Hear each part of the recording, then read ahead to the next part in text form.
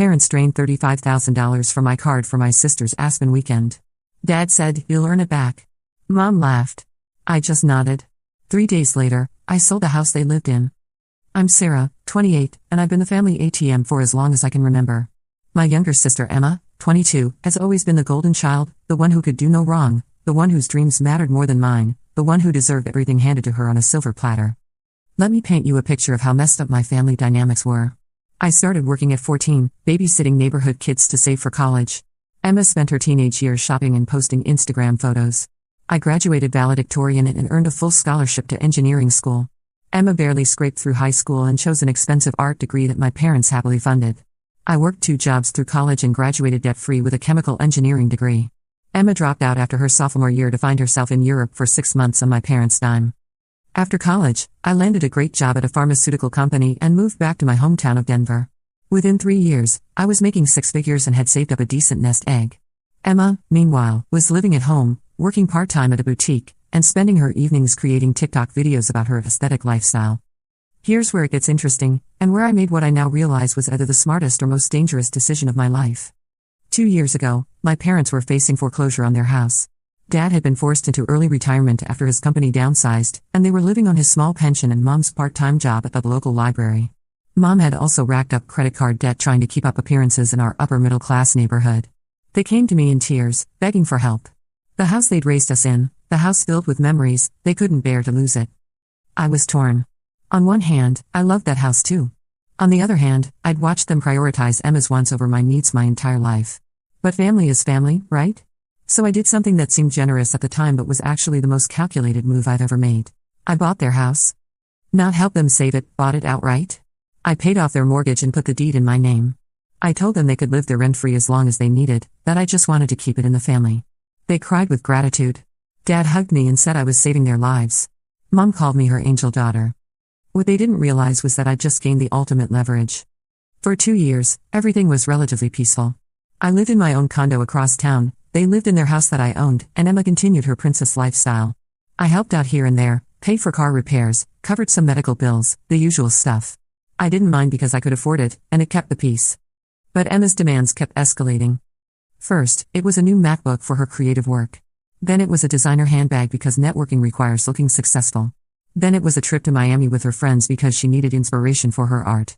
Each time, my parents would call me up with some sob story about how this thing was absolutely essential for Emma's future, how I was the only one who could help, how they'd pay me back somehow. I always said yes. Partially because I'm a people pleaser, partially because I could afford it, and partially because I was building a case. Every time I helped, I kept detailed records. Every conversation, every dollar amount, every promise to pay me back that never materialized. The final straw came 3 months ago. Emma announced she was going to Aspen for a long weekend with her college friends. Not just any trip, a luxury weekend at some 5-star resort with spa treatments, fine dining, and enough shopping to fund a small country. The estimated cost? $35,000. When she first mentioned it, I laughed. I actually laughed out loud. Emma, that's insane.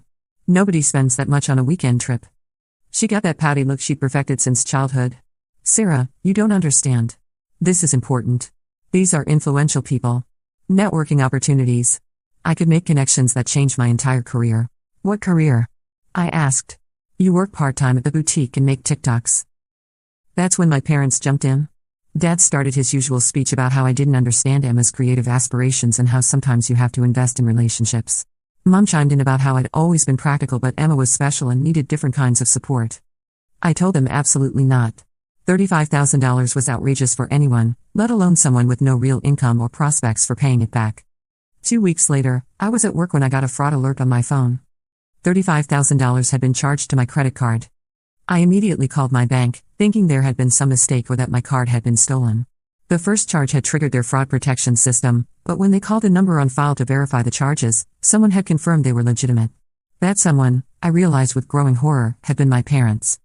Ma'am, we show that the cardholder verification was completed at 10:47 a.m. yesterday, the bank representative explained. The person who answered provided the correct security information and authorized the charges to continue. My parents had my security questions because I'd foolishly shared that information years ago when I helped them set up their own online banking. They'd used that access to override the fraud protection and allow Emma's spending spree to continue. Luxury resort in Aspen. High-end spa. Expensive restaurants. designer boutiques. All charges that perfectly matched Emma's planned itinerary. I hung up and called my parents immediately. "Oh, Sarah, honey," Mom said when she picked up, and I could hear the guilt in her voice already. "We were going to tell you." "Tell me what, exactly?" "Well, Emma really needed this trip, and you weren't being reasonable about it. So we figured out a way to help her. By using my credit card without my permission?" Dad took the phone. "Now Sarah, don't be dramatic. It's not like we stole from you. We're family. And you can afford it, you're always telling us how well you're doing at work." I was so shocked I could barely speak. "Dad, this is theft. You used my credit card without permission to fund Emma's vacation. Don't be ridiculous. We know your credit card information because you've used it to help us before. We just figured you'd want to help your sister, like you always do. And look, you'll earn it back. You make good money, you'll have this paid off in no time." That's when I heard Mom laughing in the background. Actually laughing. "Mom, are you laughing right now?" She took the phone back. "Oh, sweetie, you're being so dramatic. It's just money. You'll make more. Emma needed this opportunity, and you would have said no just to be difficult. We did what needed to be done." I was standing in my office, watching my coworkers go about their normal Tuesday, having no idea that my family had just committed credit card fraud against me and were laughing about it. "I want the money back," I said quietly. "Sarah, be reasonable," Dad said, taking the phone again. "Emma's already there. The money's already spent. You can't just undo a vacation. Look, we'll figure out a payment plan or something." "When?" "Well, Emma's looking for a new job, something that pays better. Once she gets settled, she can start paying you back. Maybe $100 a month or something." $100 a month? To pay back $35,000? That would take. I did the math in my head. Almost 30 years. "And what about you and Mom? Are you going to help pay this back?" There was a pause. "Sarah, you know our financial situation. We're still getting back on our feet. But Emma's young, she's got her whole career ahead of her. This trip could open doors for her. Think of it as an investment in your sister's future." "An investment? In Emma's future? Using my money? Without my consent?" "I'll call you back," I said and hung up. I sat in my office for the rest of the day, not getting any work done, just thinking.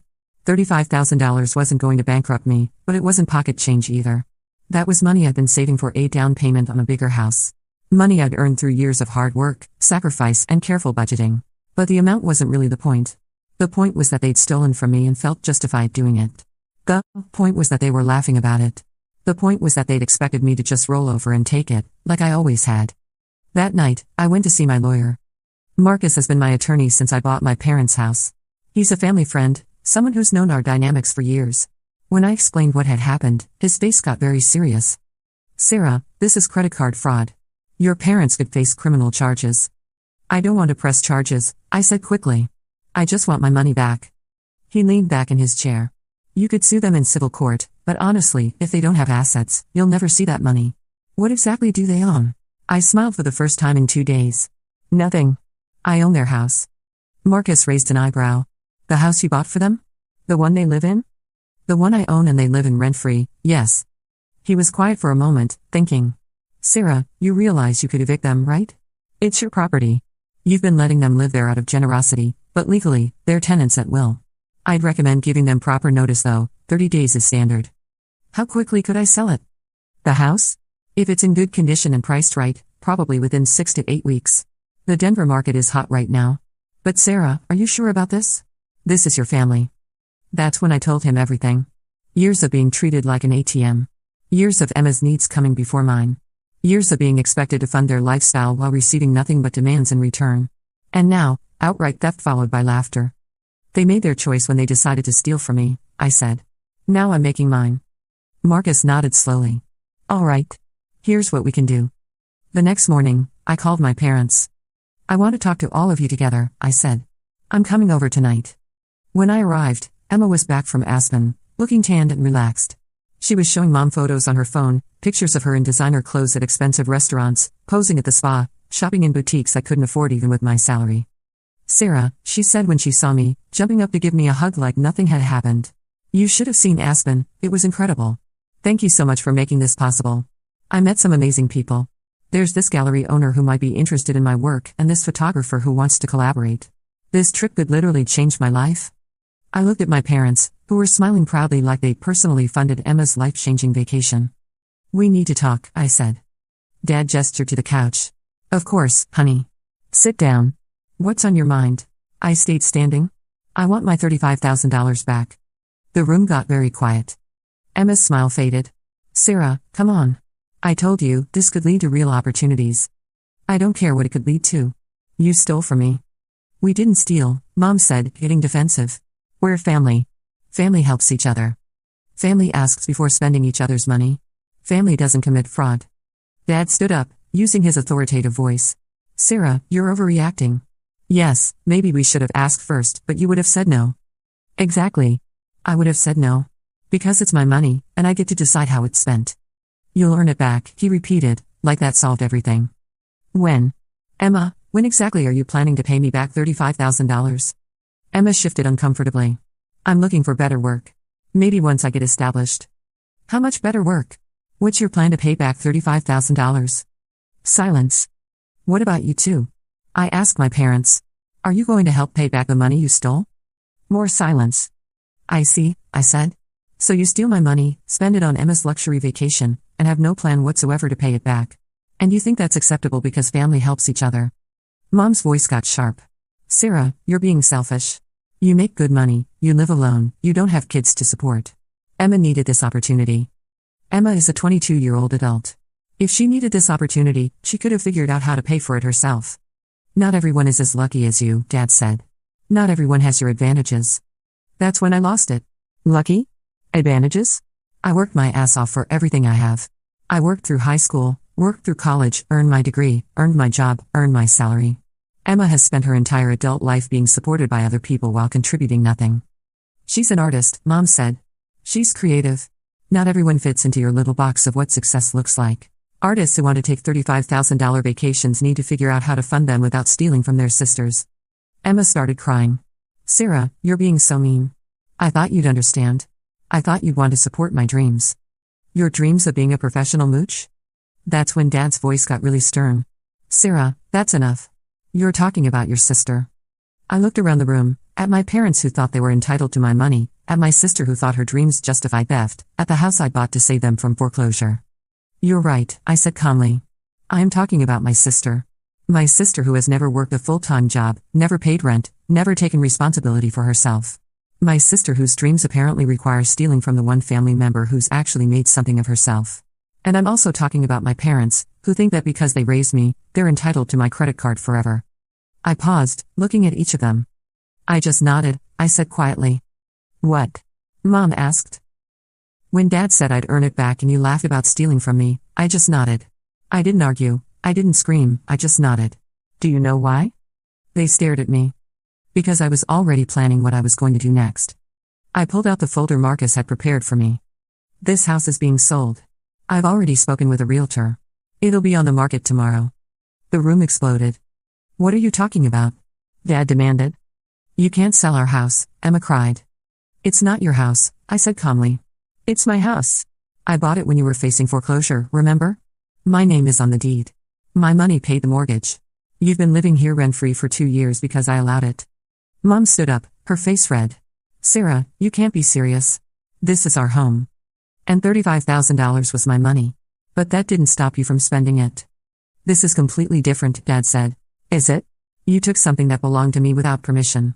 Now I'm taking something that belongs to me without your permission. Emma was full-on sobbing now. Sarah, please. Where are we supposed to go? I don't know, Emma. Maybe ask the gallery owner you met in Aspen.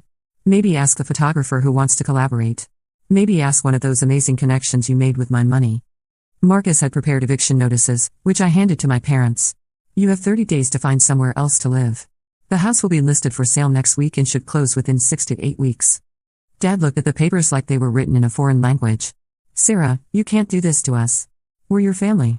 You can't steal from me. I'm your family too. It's not the same thing. You're right, I said. It's not the same thing. What you did was illegal. What I'm doing is completely legal. I own this house. I can sell it whenever I want. Mom tried a different approach, her voice getting soft and manipulative. Honey, I know you're upset, but this is extreme. Can't we work something out? Maybe Emma can pay you back a little each month? Like the $100 a month Dad suggested? That would take 29 years, Mom. I'll be 57 years old when I get my money back. Well, maybe more than 100. How much more? Emma, how much can you realistically pay me back each month? Emma was still crying. I don't know. Maybe 200? $200 a month would take 14 and a half years. I'll be 42. The math was sinking in. They were realizing that their plan to just let me absorb the cost wasn't going to work. Sarah, Dad said, trying to sound reasonable, selling our house seems extreme. Surely there's another way to handle this. There is, I said. You could pay me back the $35,000 you stole. Silence. That's what I thought. We don't have $35,000, Mom said. You know we don't have that kind of money. Then you shouldn't have spent $35,000 of my money. Emma looked up from her crying. What if I get a better job? What if I promise to pay you back faster? Emma, what job are you going to get that pays enough to live on and pay me back hundreds of dollars a month? You don't have a degree, you don't have any real work experience, and you've never held a full-time job. I could work in sales, or marketing, or something. Could you? Have you ever applied for jobs like that? Have you ever even looked at what they require? She hadn't, of course. Sarah, please, Mom begged. Don't do this. We'll figure something out. You've had 2 days to figure something out. Instead, you laughed about it and told me I'd earn it back. So I figured something out. Dad tried one more time to take control of the situation. Sarah, you're not thinking clearly. You're making decisions based on anger. Why don't you take some time to cool off, and we can discuss this rationally? I am thinking clearly, I said. For the first time in years, I'm thinking clearly. You see, for my entire life, I've been subsidizing this family. I've been the responsible one, the reliable one, the one who pays for things. And in return, I've been taken for granted, taken advantage of, and finally stolen from. I gestured around the room. This house? I saved you from foreclosure with my money. Emma's car? I co-signed the loan and make half the payments. Her health insurance? I pay for it because she doesn't work enough hours to qualify for benefits. Mom's credit card debt from last year? I paid it off. Dad's investment in that stupid cryptocurrency? I covered your losses. They were all staring at me now, realizing that I'd been keeping track of everything. Over the past 5 years, I've given this family over $200,000 in direct support, loans that were never repaid, and bailouts from your bad decisions. And how did you repay me? By stealing $35,000 and laughing about it. Emma tried to interrupt. Sarah, we're grateful. No, you're not. If you were grateful, you would have asked before spending my money. If you were grateful, you would have had a plan to pay me back. If you were grateful, Mom wouldn't have laughed when Dad said I'd earn it back.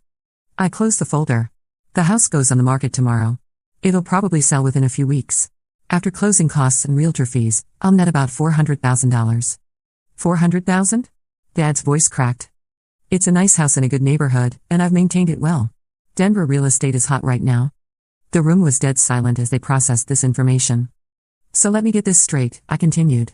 You stole $35,000 from me for Emma's vacation. Rather than pay me back, you expected me to just absorb the cost. Instead, I'm selling an asset that I own for $400,000. Seems like a pretty good return on investment. Emma was crying harder now. Sarah, this is our childhood home. All our memories are here. My memories too, Emma. But you know what? Those memories include watching you get everything handed to you while I worked for everything I have. They include watching my parents prioritize your wants over my needs for my entire life. They include being treated like a bank account instead of a daughter. That's not fair, Mom said. We love you. We're proud of you. You love what I can do for you. You're proud of how much money I make because it means you can take more of it. Dad was getting angry again. Sarah, you're talking like we're some kind of parasites. Aren't you? When's the last time any of you asked how I was doing without following it up with a request for money? When's the last time you offered to help me with something? When's the last time you treated me like a daughter instead of an ATM? No answer. That's what I thought. I headed toward the door, then turned back. Oh, and just so we're clear, the $35,000 you stole isn't forgiven just because I'm selling the house. You still owe me that money. The house sale is compensation for 20 years of being treated like a cash machine. Emma jumped up. Sarah, wait. We can fix this. We can change. I stopped and looked at her. Emma, you're 22 years old. If you were going to change, you would have done it by now. If you were going to take responsibility for yourself, you would have done it by now. If you were going to treat me like a sister instead of a piggy bank, you would have done it by now. But I can. I will. When? When you're 30. When you're 40. How many more years should I finance your finding yourself phase? She didn't have an answer. Good luck finding a place to live, I said, and left. That was 3 days ago. Since then, my phone has been ringing nonstop. First it was my parents, alternating between begging and threatening.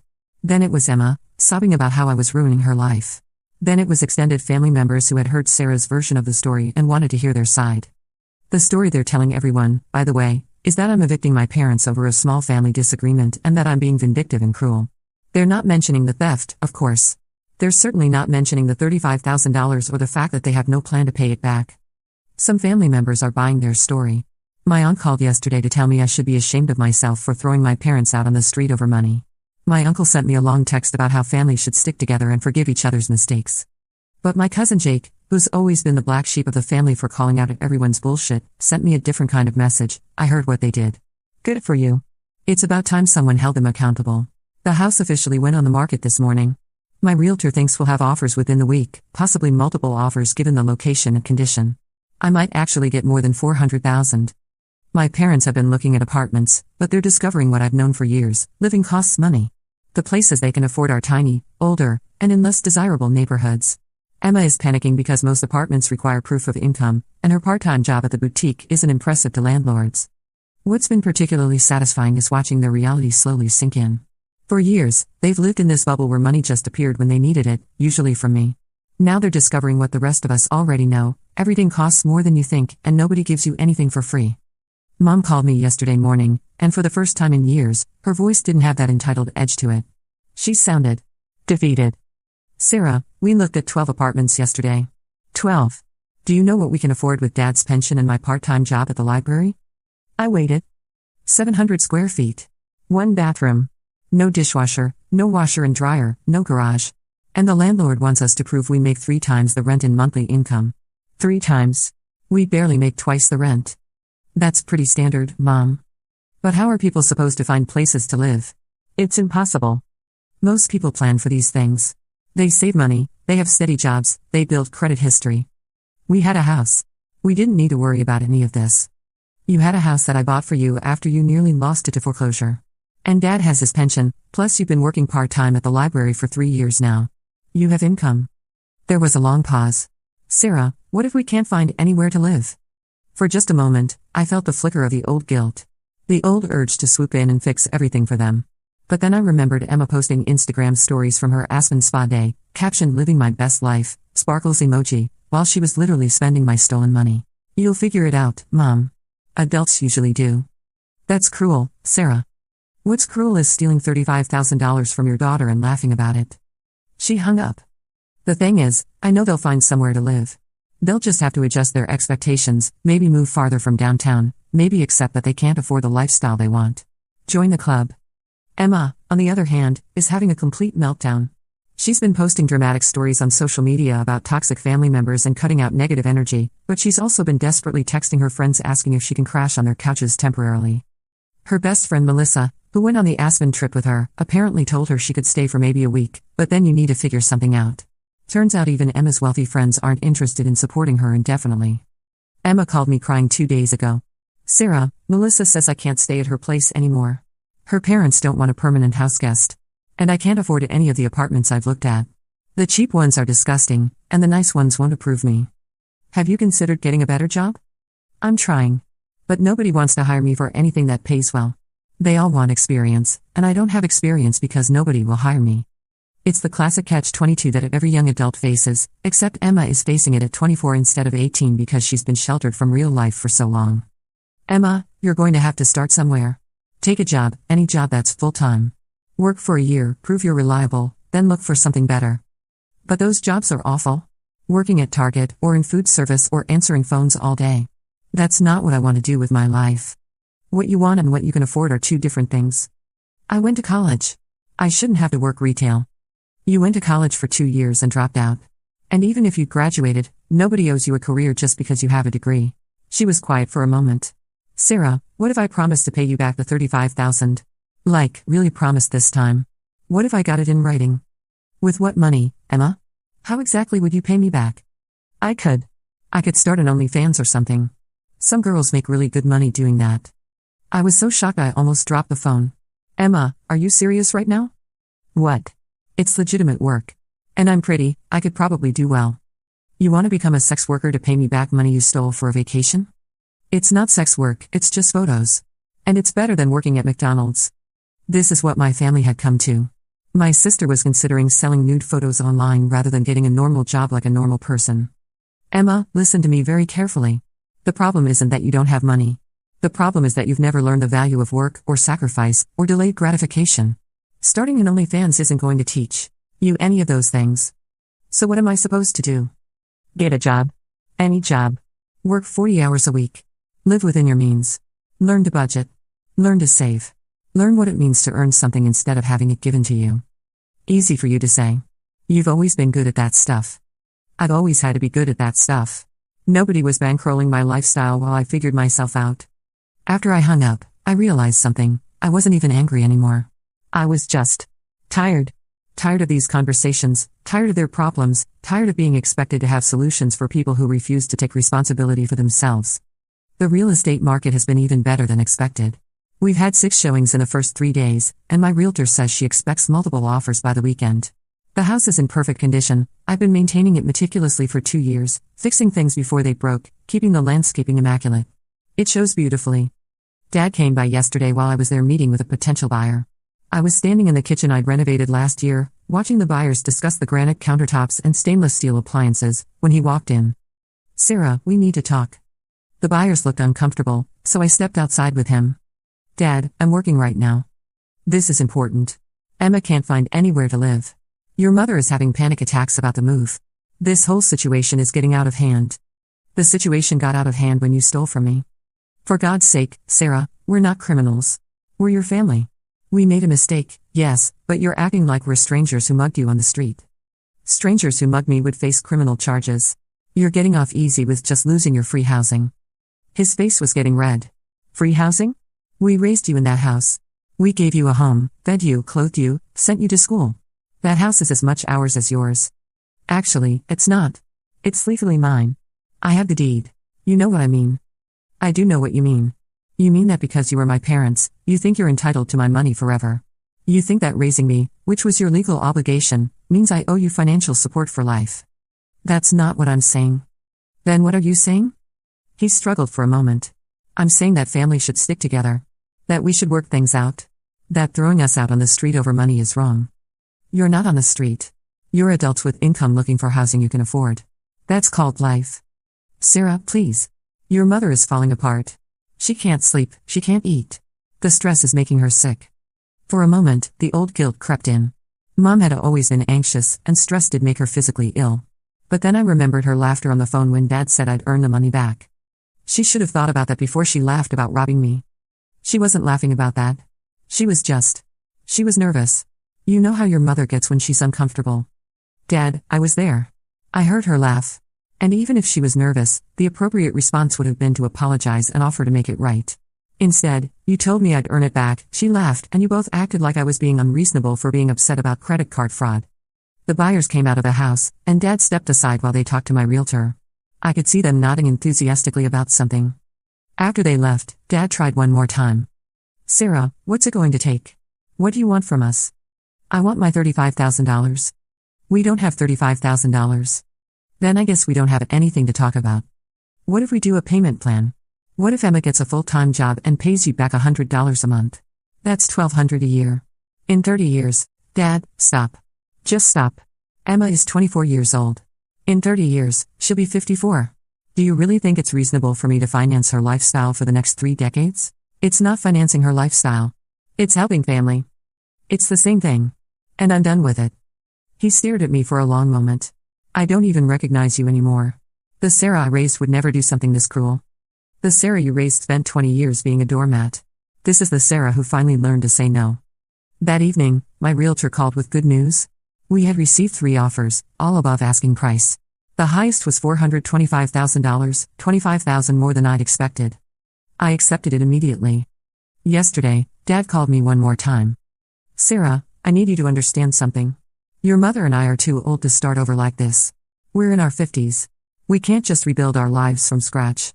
You should have thought about that before you stole from me. We made a mistake, okay? We admit that. But the punishment doesn't fit the crime. You're destroying our lives over $35,000.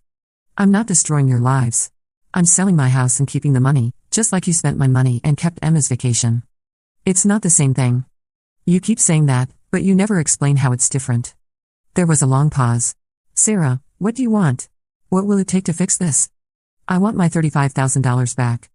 We've been through this. We don't have it. Then we have nothing to discuss. What if? What if Emma pays you back over time, and we promise things will be different? Dad, Emma spent $35,000 in 4 days. Her current job pays about $15,000 a year part-time. Do you see the problem with your suggestion? Another pause. What if we sign some kind of contract? Legal papers that guarantee she'll pay you back? With what money?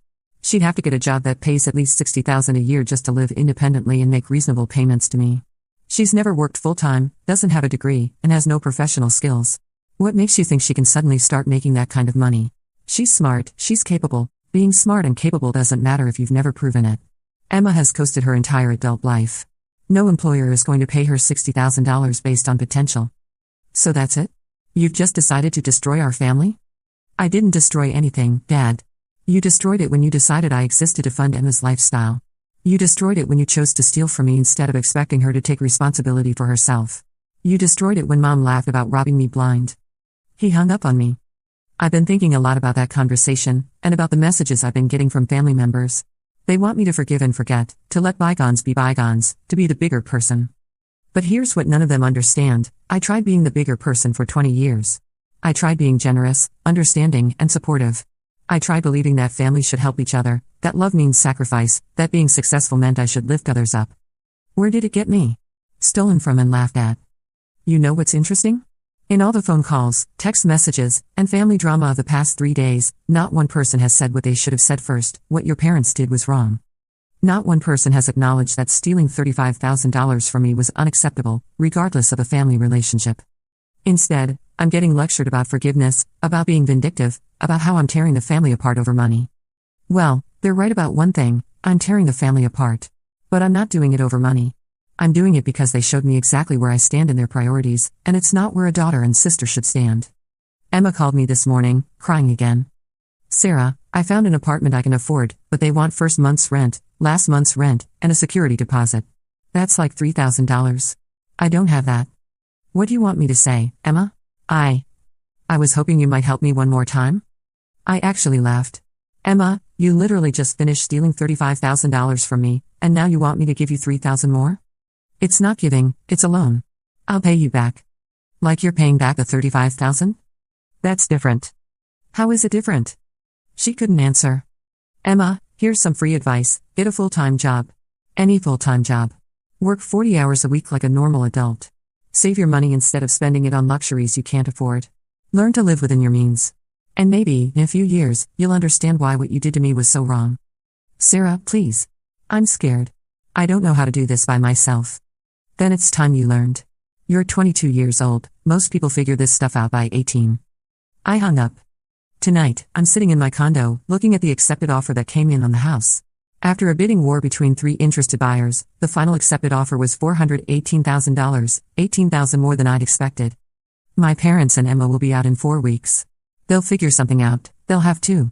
Maybe this will be the wake-up call Emma needs to finally grow up. Maybe my parents will realize that treating their children like ATMs has consequences. Or maybe they'll spend the rest of their lives telling everyone who will listen about how cruel and vindictive I am. I don't really care anymore. You know what I'm going to do with the $400,000 I'll clear after all expenses? I'm going to buy myself a really nice house. Not a starter home, not something practical and modest, a beautiful house with a big kitchen and a great view and enough space for the life I want to build. And when Emma calls me crying about her problems, or my parents need money for some emergency, or extended family members lecture me about forgiveness, I'm going to sit in my beautiful house that I bought with my own money and remember that I taught them an important lesson. Don't steal from the person who owns your house. The closing is set for next month.